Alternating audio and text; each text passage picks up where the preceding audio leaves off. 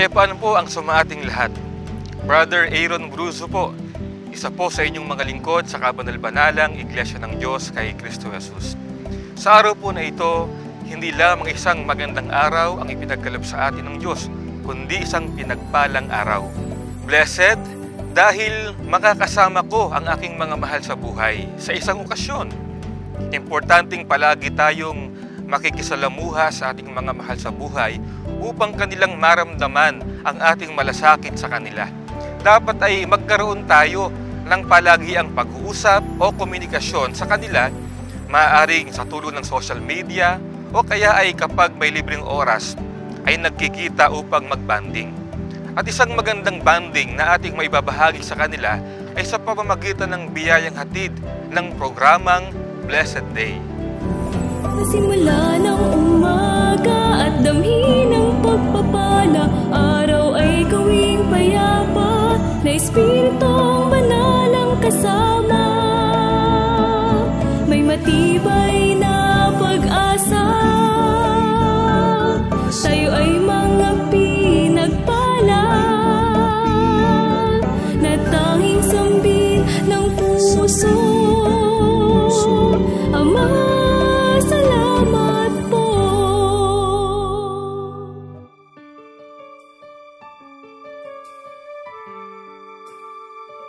Sa atin ng mga mananampalataya sa salita ng Diyos, napakahalaga na sa bawat araw na dumaraan sa ating buhay ay may guide tayo na nagiging batayan ng ating meditation o reflection. Kaya't sa bahaging ito ng Blessed Day, aming buong lugod na ipaglilingkod sa inyo ang daily reflection na hango sa mga aklat na sinulat ng kapatid na Hiel na siyang pangunahing lingkod sa kabanal-banalang Iglesia. At ang daily reflection natin para sa araw na ito ay hango sa daily reflection na Love Notes.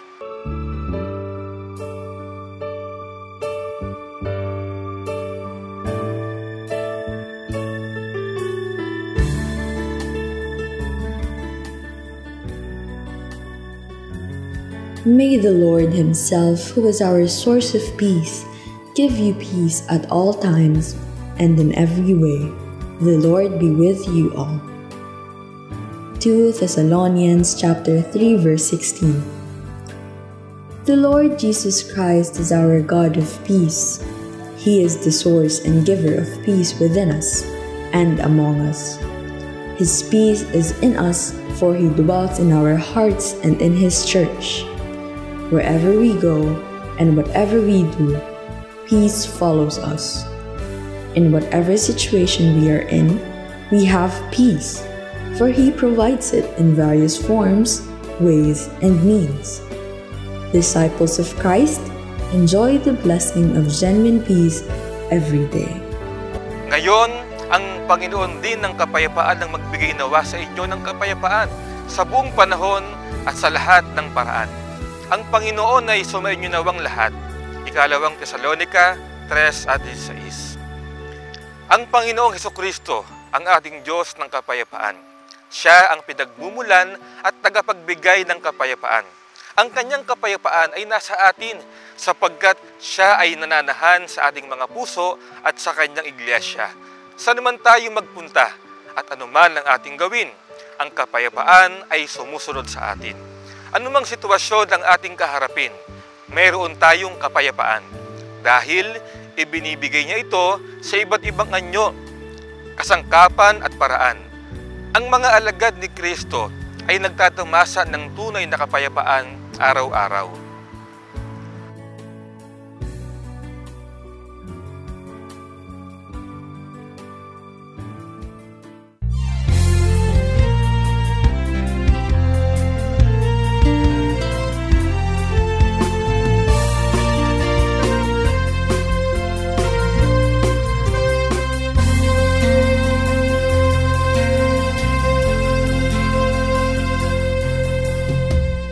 Marikita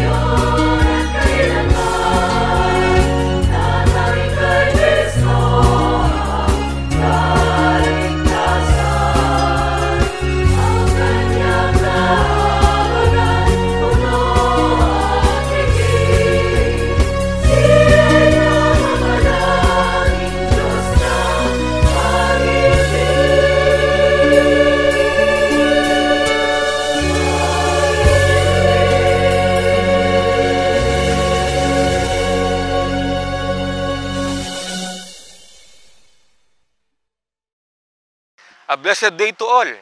Kayo po ay kasalukuyang nanonood ng programang ipinaglilingkod ng Kabanal-Banalang Iglesia ng Diyos kay Kristo Jesus.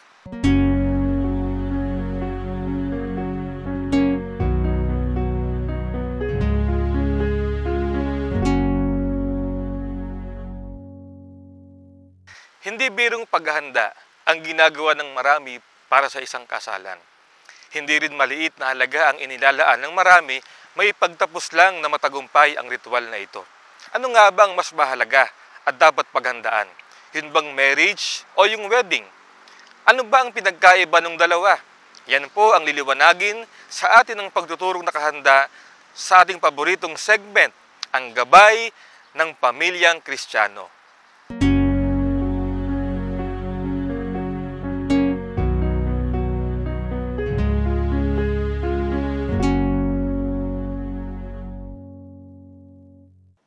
Shalom po mga minamahal na kapatid at mga tagapakinig, taga-subaybay, sa ating pong lahat ng kapayapaan ng ating Panginoon. Nawa po ay nasa mabuti tayong lahat na kalagayan at ang biyaya ng Panginoon ay sa ating lahat. Sa araw pong ito, ang ating pong tatalakayin ay ukol po sa isang pangyayari sa isang pamilya na talagang hindi po maiiwasan. Ito po yung meron kang anak na lumaki na, nakapag-aral, nagtatrabaho, at syempre nagkaroon ng kasintahan at dumating po yung araw na magpapakasal. So tungkol po sa pagpapakasal ang ating tatalakayin sa araw na ito. At ang pamagat po na aking pinili ay ito, ikakasal ka nga ba? So sa mga magulang at sa mga dalaga at binata, sana po ay maging tulong ito para sa gagawin yung mga paghahanda sa kasalan o pagpapakasal. Meron po akong nabasa na nagsasabi na keep your eyes wide open before marriage, half shut afterward. Ulitin ko po keep your eyes wide open before marriage, half shut afterward. Ito naman pong mga salitang ito ay ukol sa bago magpakasal. Halimbawa kasi, dalaga ka, siyempre mahalaga po na ikaw ay mamimili ng kakasamahin mo sa buhay, yung magiging asawa. At kung ikaw naman ay binata, siyempre mahalaga po na pipili ka rin ng babae na gusto mong mapangasawa habang buhay. Kaya sabi dito, keep your eyes wide open. Talagang mahalaga po na maghanap, manalangin sa Panginoon upang ipakita sa iyo, ma-meet mo yung dream girl o dream guy mo. Sapagkat mahalaga po na totoong ikaw ay mamili. Tingnan mong mabuti ang kanyang katangian, ang kanyang personalidad upang kung kayo magkasama na bilang mag-asawa, talagang accepted mo siya, kilala mo siyang mabuti. At ano po sabi sa bandang uli, half shut afterward. Kasi nga po, pagka married na kayo, wala ka na talagang magagawa. Kayo talina ng mga kautusan ng Panginoon, sa batas ng Diyos, forever na yung commitment. So half shut na yung mata mo, ibig sabihin talagang pag may nakita ka mga kapintasan niya, mga kahinaan niya, hindi mo na masyadong titingnan. Kasi mag-asawa na kayo Magfo-focus na tayo ngayon doon sa kanyang mga good points, sa kanyang mga good traits. Pero hindi po tungkol sa pagsasama bilang mag-asawa ang ating tatalakayin. Ang tatalakayin po natin mismo ay yung pong gagawin paghahanda sa kasalan. Kasi ang kasalan po sa buhay ng isang tao, yung kasal, lalo na sa mga babae, napaka-memorable po niyan. Di po ba? Kaya nga, sinisikap ng couple, ng magkasintahan, na ito'y maisagawa sa isang lugar na memorable. Isang lugar na gusto talaga nila para makapture ng video, makapture ng mga photos, para pagka sila may mga anak na at maging tumagal ang kalang pagkasama, pero po silang magagandang alaala, magagandang videos, magagandang photos na kanilang mababalikan. Kaya yung iba po siyempre, pumipili ng mga gagandang venue. Di po ba? Yung talagang maganda yung mga lugar, magiging memorable sa kanilang dalawa, sa kanilang mga kamag-anak at maging sa kanilang mga bisita. Pero alam niyo po, ang mahalaga maiayos na mabuti, mapaghandaang mabuti, yung pong kasalan ng isang lalaki at babae. Una po, ang pagpapakasal ay dapat nating maunawaan, ito po'y kalooban ng ating Panginoon. Sa isang lalaki at babae nagmamahalan, ang gusto talaga ng Diyos magkasama sila, maging isang mag-asawa at buhat sa kanila ay magkaroon po ng isang pamilyang makadiyos na talagang kilala ang Panginoon, naglilingkod sa Diyos at iniibig siya. Ngayon po, alam niyo po, merong isang joke Sabi dito sa joke, many women marry men just like their father, which may explain why many mothers cry in weddings. Cry at weddings. Marami daw pong mga babae ang ipinapakasalan katulad o kagaya ng kanilang mga tatay. Kaya daw yung mga nanay naiiyak pagka kinakasal na yung anak nila. Yun naman po joke lang. Pero totoo po yun. Kadalasan yung mga daughters, ang hinahanap nila, yung nakita nilang katangian, qualifications, galing sa kanilang mga tatay. Di po ba? Pero malalayo na naman tayo sa dapat nating i-discuss. Ang dinidiscuss po natin, tatalakayin natin yung paghahanda para po sa wedding o kasalan. Una po, mahalaga na ang wedding ay pinaghahandaan, pinaplano. Di po ba?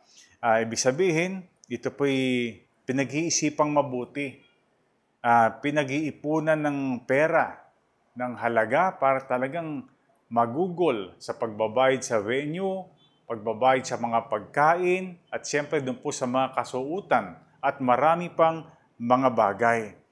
At ito po'y dapat na pinag-iipunan ng magiging mag-asawa.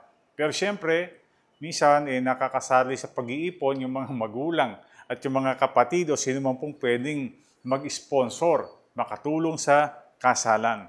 Pero alam nyo, higit po mas mahalaga sa paghahanda sa mga material na bagay, mahalaga po na ang isang lalaki at babae, ang isang binata at dalaga ay maging emotionally prepared, spiritually prepared, at syempre yung financially prepared. Mahalaga din po yon. So yun naman talagang mabuti. Ang babae at lalaki mag-aasawa, dalaga at binata, mahalagang emotionally prepared sila. Talagang alam nila, mahal nila ang isa't isa at handa nilang gawin yung mga pananagutan, responsibilidad ng isang asawa, ng isang tatay at ng isang nanay. Dapat po spiritually prepared din sila. Kasi ang disenyo ng Panginoon, kapag ang dalaga at binata yung naging mag-asawa, lalo silang magiging mapaglingkod sa Diyos. Kung sila may mga katungkulan sa church, gawain, lalo nilang mapagbuti ang kanilang mga ministeryo o gawain. At siyempre, hindi natin maialis, mahalaga kayo po ay financially prepared. Merong mabuting trabaho, stable job, yung lalaki at maging yung babae. Kasi magpapamilya kayo Kasi darating ang panahon, bubukod kayo ng tirahan. Mangangarap kayo sa inyong mga magiging mga anak. So mahalaga po, financially prepared yung dalaga at binata. Maging doon pa lamang po sa kasalang gagawin. So una po, iwasan pong maging rush o madalian yung gagawing kasalan. Yan naman nangyayari lang kapag ka po may nangyaring hindi tama, di po ba? Doon sa pagsasama na magkasintahan, maaring nagdalang tao, naobliga magpakasal kaagad, madalian, wala sa plano. So, iwasan po natin yon. Una kasi, hindi po kalooban ng Diyos yun na yung magpapakasal may nangyari ng sexual encounter sa binata at dalaga.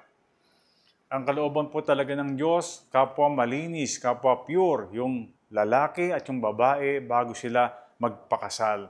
So, una, iwasan po yung magkasala sa ganung kahinaan para maiwasan po yung maging madalian ang kasalan. Di po ba? So, ibig sabihin lang, magsimula po kayo sa tamang pundasyon. Yun po ang right foundation ng isang maayos at matatag na married life. Yung sinimulan nyo sa tama ang isang bagay na napakasagrado, napakahalaga sa mata ng ating Panginoon. So, kinakailangan po dyan talaga sa mga magkasintahan yung self-control. Yung laging pananalangin, yung pong guidance ng Holy Spirit, guidance ng inyong mga magulang, at syempre yung banal na takot sa Panginoon. Kasi yun pong mga paraan para makaiwas tayo sa temptation. Kasi pag laging magkasama talaga, nagkakadikit, natutukso. Pero kung alam niyo yung mga dapat yung ingatan, dapat yung pigilan, magagawa rin naman sapagkat marami pong ikinakasal talaga. Yung lalaki at babae, they are both pure sa harap ng Panginoon. Kaya talagang gift nila to each other ang isa't isa. So yung pumalaga ha, we should arise and shine sa mga kabataan. Lalo na kabataang Kristiyano, you should arise and shine. Ika nga, kaya talagang maging extraordinary sa maraming kabataang dito sa ibabaw ng mundo. You should honor each other. At hindi lang yon. Kapag ka po, alam nyo, iningatan nyo yung pagsasama bilang magkasintahan, hindi kayo gumagawa ng mga bawal na bagay, you are honoring the Lord sa inyo pong relationship. Di po ba? At pagka po gayon, alam nyo, ang blessing ng Panginoon, ibibigay niyang lalo. Ang inyong mga desires ng puso nyo, ibibigay ng Panginoon kasi you are delighting on His commandments sa kanyang mga alituntunin. At kapag ka nakita yun ng Panginoon, bakit hindi niya ibibigay yung mga prayers niyo, di po ba? Yung mga pagtulong at paggabay sa inyong magiging mag-asawa. So mahalaga po yan, mga kapatid, mga kaibigan. Tungkol naman po sa kasalan, alam nyo, ang naghahanda po ng marriage contract, dapat yung magkasintahan. Hindi po natin to pwedeng ipagpaubaya dun sa ating tagapangasiwa. Halimbawa, at sa ating congregation o dun sa church o sa iglesia. Kayo po mismo, yung binata at dalaga, kayo po ang lalakad ng pag-aayos, paghahanda ng marriage contract. Kasi, alam nyo, napaka-delicate po yung pag-i-entry nyo ng mga pangalan, kailan kayo ipinanganak, ilang taon kayo, sino yung mga magulang, yung mga pangalan nila, dapat eksakto, wala pong mali. So, sa inyo po, nakalagay na responsibilidad ang ukol po sa marriage contract. Ngayon, yung kasalan, kinakailangang magarbo. Kung kaya naman, bakit po hindi? Kasi nga, it is a once in a lifetime na event sa buhay mo. A significant event sa buhay ng isang tao. So, kung kaya mong maging magarbo, gumastos malaki, bakit hindi? Di po ba? Pero, hindi naman po kinakailangang obligado na maging magarbo. Ang una pong dapat nating consider, maging presentable.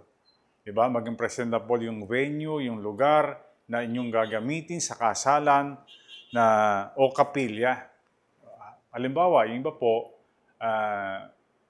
umuupa ng mga resorts o kaya mga garden para doon po gawin ang kanilang mga kasal. Yung iba naman, umuupa ng hotel.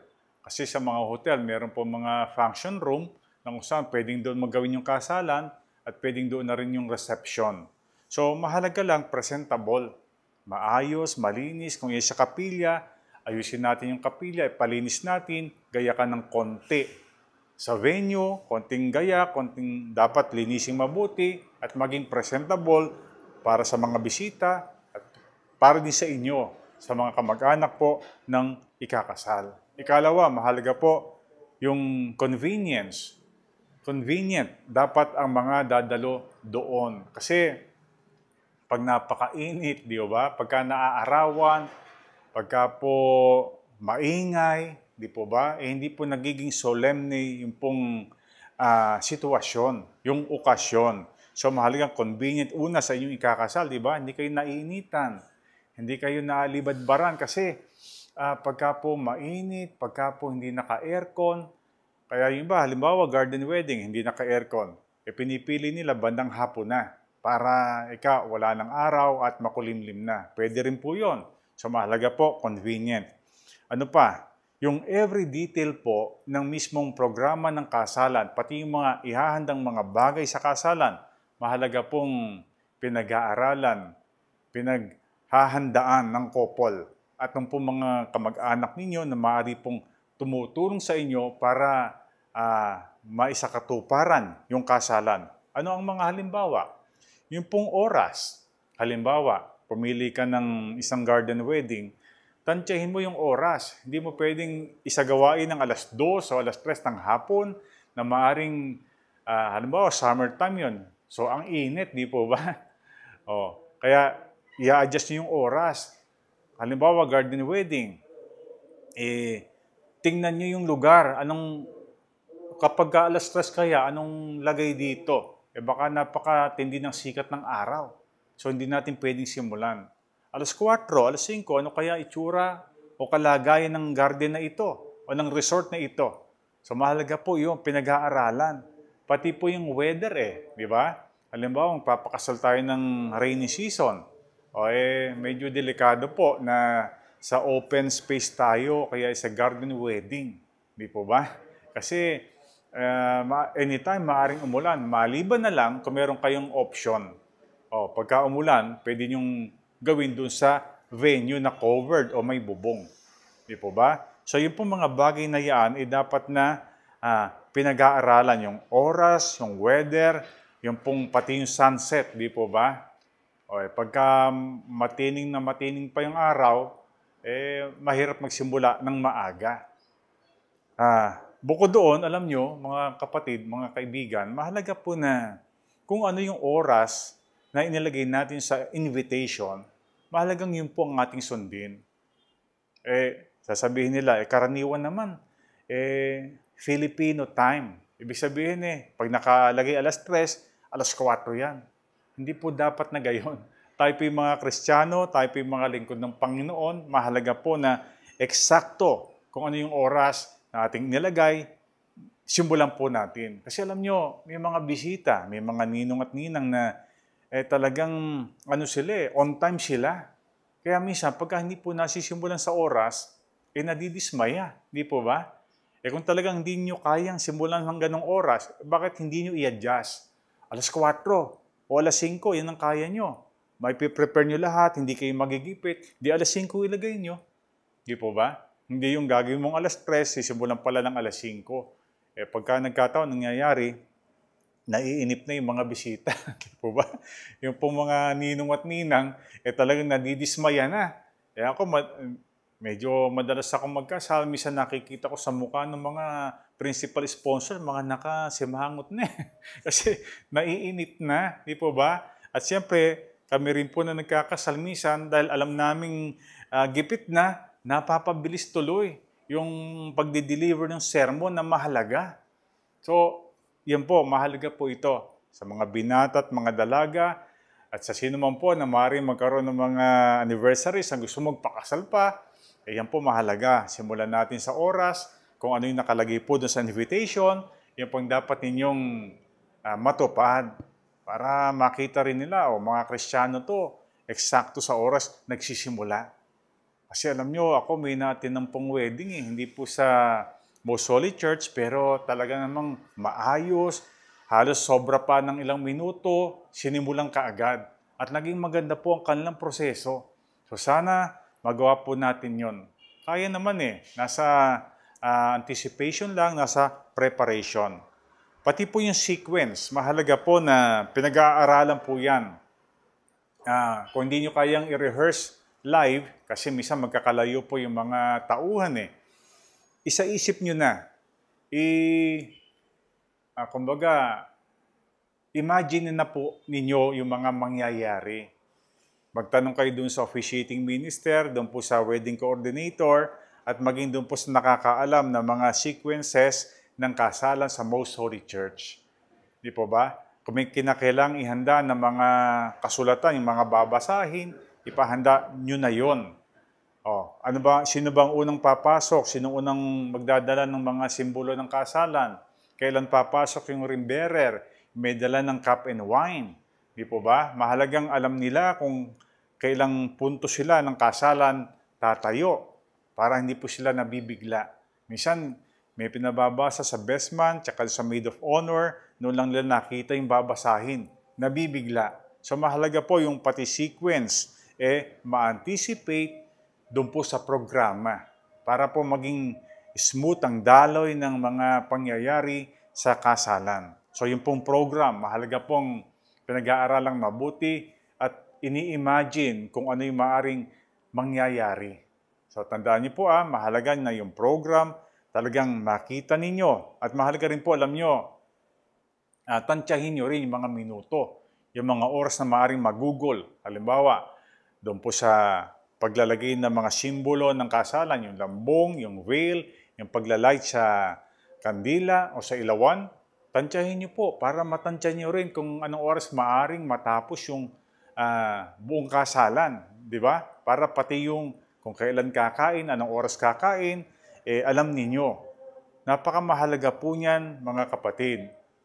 Kasi sa dami ko na po nang napuntahang kasalan, medyo naranasan na po naming mag-asawa yung mga pangyayaring yaon.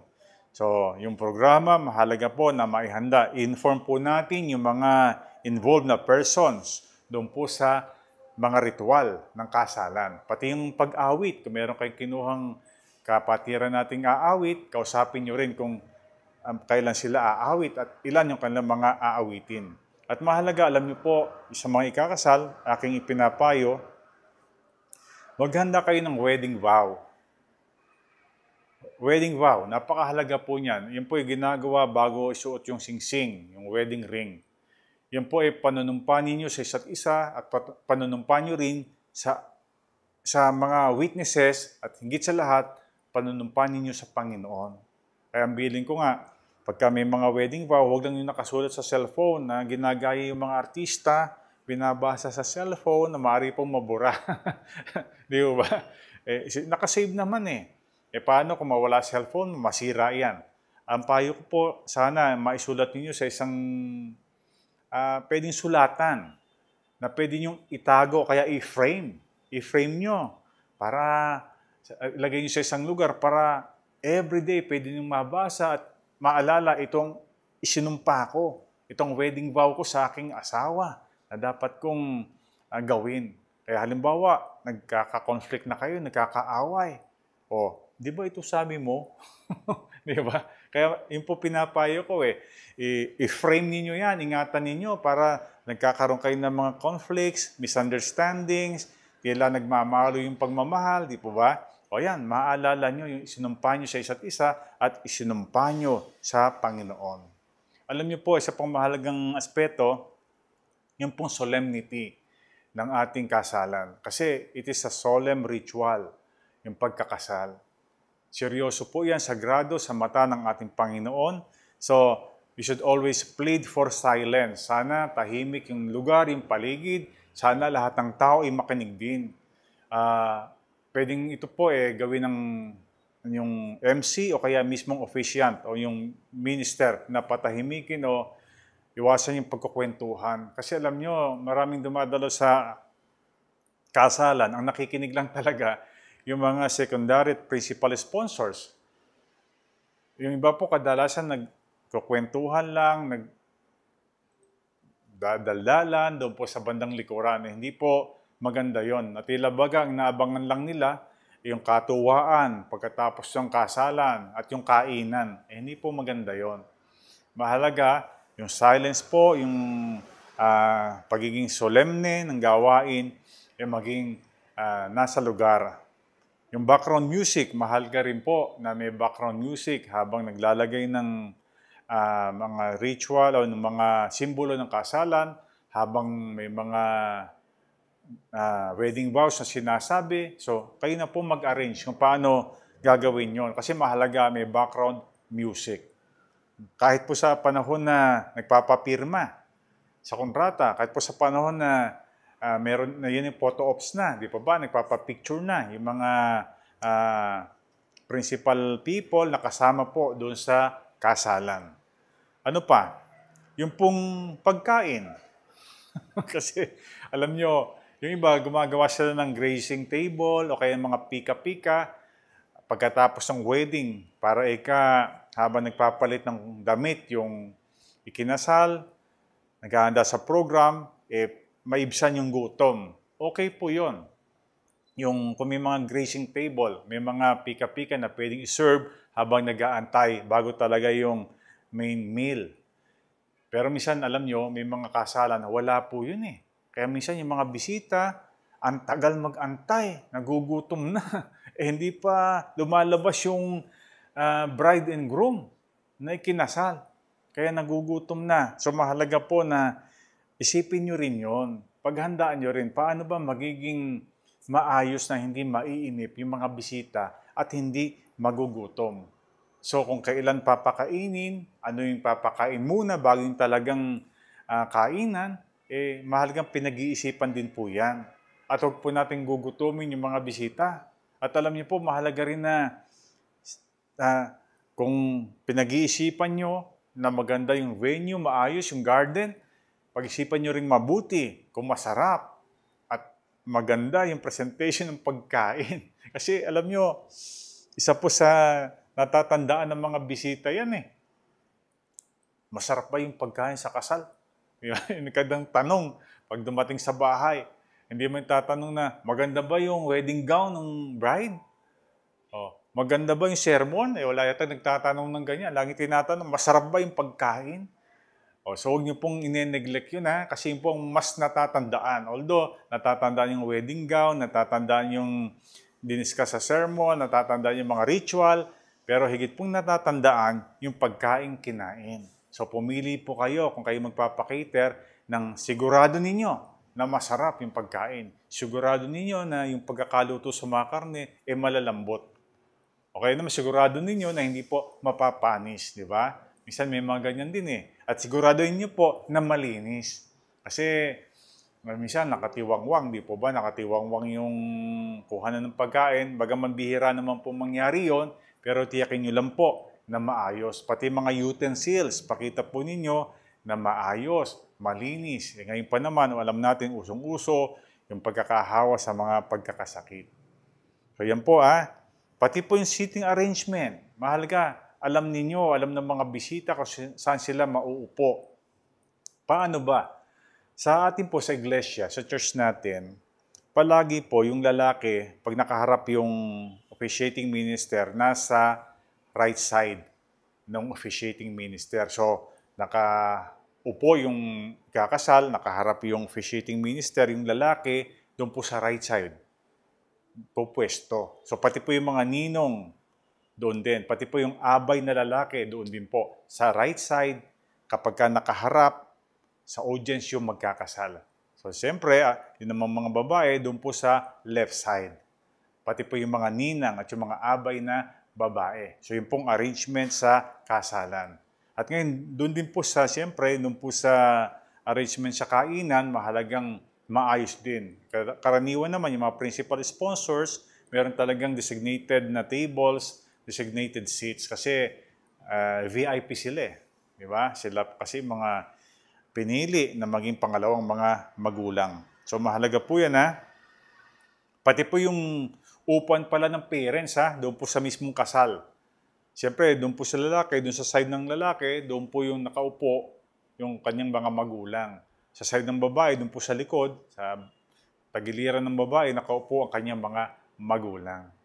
So, sana malinaw po yan para sa ating mga paghahanda sa kasalan.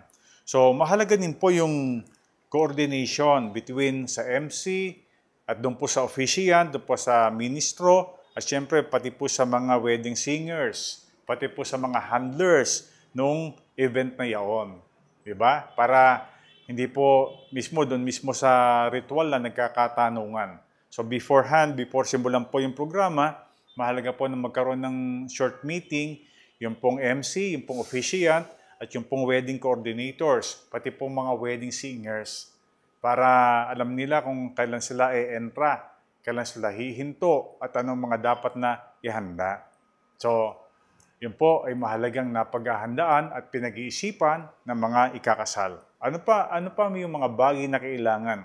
Ihanda niyo po yung kailangan na halimbawa, yung pong veil, yung pong cord, yung pong wedding vow, siyempre nabanggit ko na, siyempre wedding ring, yung Bible, yung cup and wine. Kasi minsan sa sobrang hadalian, may nakakaligtaan. Ang mangyayari, babalikan sa bahay, madidelay na tuloy yung kasalan. So hindi po magandang nangyayari yon. So gumawa po kayo ng checklist ha. Paghandaan nyo yan, sulat nyo yung mga kailangan. Bago umalis ng bahay, pumunta sa venue, pakicheck nyo na kompleto. So yun po yung mahalaga para maging smooth, tuloy-tuloy ang ating gawain. Simulan sa oras at maging masayang lahat. Talagang pagkatapos ng wedding, sasabihin, ako yung nabiyayaan sa wedding ni ganito eh. Kasi mabiyaya yung aking narinig na sermon, ang bilis ng flow ng ritual, pati sa kasalan, hindi kami matagal nag-antay, hindi kami nagutom. Tapos yung program talagang ayos na ayos. Even pagkatapos ng kasalan, di ba, may program doon, mahalaga po na pati yun, ipinag-uusapan po at tinatalakay ng mga ikinakasal. Huwag po ninyong pabayaan na diktahan kayo nung hinire ninyo na maging wedding coordinator o wedding yung mag-program, handa ng program doon po sa programa after the wedding. Di ba nangyayari yun eh, pagka doon na bago kumain, may program. Huwag yung pabayaan madiktahan kayo nung gusto nung magiging host ng program after the wedding. Tiyakin nyo po na tayo bilang mga Kristiyano, kasang-ayon sa kalooban ng Panginoon, di ba? Walang mga salitang bastos, di ba? Walang mga green jokes. Mahalaga po yon. Kasi sagrado yung kasalan eh. Even after the wedding, yung panahon po na nagse-celebrate na tayo dahil sa dakilang pag-ibig ng Panginoon, kalooban niya kasi yon. Pinapangyari niya, dapat lang talaga yung coordination, yung maging sagrado, maging maayos po. So, ganun po Sana huwag kayong padidikta. Huwag kayong gagaya sa mga artista, sa mga celebrities, kasi ginawa nila yun. Artista sila tayo Kristiyano, di po ba? Ngayon naman, sa pagpili ng mga ninong at ninang, pangalawang magulang, huwag kayong maging, huwag maging financially motivated. Minsan, kukuha ng ninong at ninang, hindi naman kakilala. Kasi alam na may kaya o mayaman. Para pong obvious na obvious ang dahilan, alam nyo kasi sila may kakayahang magregalo. Di po ba? Pero, ewan ko lang po sa iba, pero para po sa akin, hindi dapat na maging financially motivated tayo sa pagkuha ng magiging pangalawang magulang. Ang mahalaga, alam natin na mapapayuhan tayo sa panahon ng kailangan may makikinig sa atin. Pagka may problema, may panahon sila. At alam natin sila po makatutulong sa ating kilala natin to, kahit paano acquainted tayo sa kanila. At mahalaga po sa dalaga at binatang magpapakasal, kung maaari puntahan ninyo sa kanilang mga bahay. Pag-o-honor po sa kanila yun pupuntahan nyo sila talaga para sabihin na kayo po napili aming maging ninong o ninang. At sila naman po matutuwa. Di po ba? Pagka pinuntahan nyo, maliban na lang na sabihan kayo, kahit hindi na kayo pumunta kasi napakalayo ninyo. Yun, pwede yun. Di po ba? So yun po, ang mga mahalaga na ikonsidera ng magkasintahan na magpapakasal. So sana po ang mga tinalakay na ito maging munting tulong sa inyo, sa inyong pagpapakasal na gagawin. Tandaan po natin ang ating motivation palagi to honor the Lord. At may tanghal din naman ang kabanal-banalang iglesia para makita nila ang ganda, ang sagrado na kasalan sa atin, nabibiyayaan sila at tayo po ay nakapapangaral. So sana po ipagpala sa atin ang ating mga narinig, magawa nating lahat, sa ating pamilya, magmula ngayon at magpakilanman. Maraming salamat po. Tayo po ay sumapit na sa dulong bahagi ng ating programa at bago po ang pasamantalang pagtatapos ng programang ito, tayo po ay mag-uukol ng isang panalangin upang ating hingin ang patuloy na pagpatnubay at pagpapala ng Diyos sa mga kasunod pang oras ng araw na ating lalakaran. Inanyayahan ko po kayo na pumikit at sama-sama nating ipaabot sa ating dakilang Diyos ang ating panalangin. Aba, Panginoon naming Diyos, Ikaw na punong-puno ng pagmamahal sa amin na iyong mga anak. Ikaw ang siyang nag-iisip ng mga mabuting plano at pangarap para sa amin. Sapagkat kami po ay iyong totoong iniibig. Nais mo po na maging ang amin pong future, ang amin pong hinaharap na buhay ay maging masagana at matagumpay. Maging ang amin pong mga pag-aasawa o mga pagpapamilya. Nais mo, Panginoong Diyos, na ito po ay maging ayon na palagi sa iyong banal na kalooban. Dahil dito, Panginoon, kami po ay lumalapit sa iyo, alang-alang sa kapakanan po ng aming mga kapatid na nagpaplano sa malapit na panahon upang sila po ay bumuo ng pamilya. Dalangin namin sa iyo, Panginoong Diyos, na pagpalain mo po sana ang mga minamahal naming mga kaibigan na ito at mga kapatid na ito. Ihanda mong mabuti ang kanila pong mga pag-iisip, ang kanilang mga kalooban, sapagkat hindi biro ang isang kalagayan po na kanilang papasukit bilang isang buhay may pamilya. Alam namin, Panginoong Diyos, na sila po ay daraan din sa iba't ibang uri ng mga pagsubok o ng mga tiisin. Sana po ay una mong patatagin ang kanilang pananampalataya. Taglayin po nila, Panginoong Diyos, ang kanilang lubhang banal na pananampalataya upang siyang magamit nila sa kanilang mga pagpapatuloy sa pagdalingkod sa iyo kung sila man po ay dumaraan sa maraming mga pagsubok sa buhay na ito. Hindi lamang po, Panginoon, ang kanilang kalooban at isipan ang kanila sanang maihanda, kundi maging ang kanilang mga kabuhayan, ang aspetong pinansyal ng kanilang mga pamumuhay. Pagpalain mo sila, Panginoong Diyos, sapagkat ang pananalapi o pinansyal ay mayroon po malaking kinalaman upang maging masaya at masagana ang kanila pong mga pamumuhay. Panginoon, tulungan mo sanang masumpungan po nila ang iyong mga pagpapala sa mabuting mga pamamaraan upang kung ito po ay kanilang maihandang mabuti, sila po ay maging maayos at responsableng mga magulang sa kanilang magiging mga anak o sa kanilang pamilya. Pagpalain mo, Panginoong Diyos, ang amin pong mga kapatid na ito na nangangarap, nagpaplano na magkaroon po ng isang masayang pamilya. Sana po ay mapangasiwaan nila ng mabuti ang kanilang sangbahayang bubuuin. At sa tulong mo, Panginoon naming Diyos, sana po ay maihanda nilang mabuti ang lahat-lahat upang kung maggagayon ang kanilang pagpapamilya ay hindi maging pabigat sa kanilang mga pagdilingkod sa iyo, kundi ito po ay maging inspirasyon po nila upang sila ay lalong magpuri at magpasalamat, sumamba sa iyong dakilang pangalan. Pagpalain mo po, Panginoon, ang buong maghapong ito, ang buong araw na ito na amin pong lalakaran, ang iyong pag-iingat, nawa ay patuloy naming maranasan. Ang lahat po ng ito ay magalang po naming idinadalangin sa iyo at amin pong ipinakikiusap sa pangalan mong Diyos at Kristo Jesus na aming tagapagligtas. Amen. Maraming salamat po sa inyong pagtangkilik sa palatuntunang ito ng Kabanal-Banalang Iglesia ng Diyos kay Kristo Jesus. Kung nais po ninyong mapanood ng iba pa naming programa, mag-subscribe sa ating YouTube channel na The Most Holy Church at bisitahin ang aming Facebook fanpage na MHC Media. Upang lubos po ninyong makilala ang Kabanal-Banalang Iglesia ng Diyos kay Kristo Jesus, bisitahin ang ating official website na www.mostholychurch.com. Para naman po sa inyong katanungan, prayer request o libreng Bible study sa inyong tahanan, i-post lamang ang kahilingan sa comment section ng programang ito.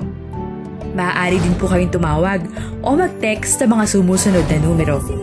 Sa Smart o Talk and Text, 0909-555-5009. Sa Globe o TM,